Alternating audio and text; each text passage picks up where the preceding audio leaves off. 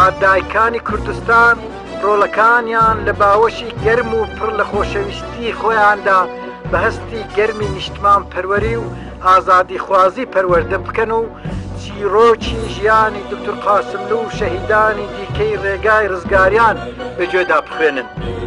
با باوکانی کوردستان دەرسی ئازایەتی و خەباتجێڕی فێری منداڵانیان بکەن و تێیان بگێنن کە چەندە خۆشە جێگای هیوا و هومێدی کۆمەڵەکەیان و گەلەکەیان بن. بالاوانی کورد کوڕ و کچ باش بزانن کە ژیان لە ئەسیری و ژێردەستیدا و بەسەر شۆڕی و شەرمەزاریەوە چەندە بێ قەدر و قیمەتە و لە بەرامبەردا هەڵمژینی هەوای پاک و بێگەردی سەربەرزی و ئازادی چەندە خۆش و دڵڕفێن.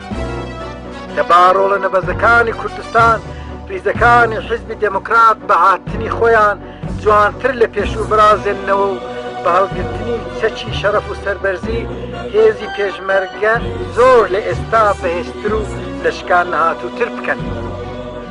داوا لە لاوانی خوێنگەرم و ڕووناکبیری کوردستان دەکەم کە بێنە مەیدانی خەبات و جێگای بەتاڵی دکتۆر قاسملو پڕ بکەنەوە.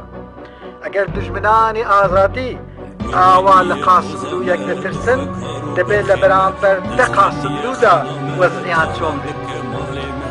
حساب كدنا نظامة هفزتن كل فتيمة دجمن كدية خلامة برشكر ولا تيمة دور كرنا هشيمة تنكرنا دنيا ما دانا سر من نافي خواه بو هم بمينن كوله دخل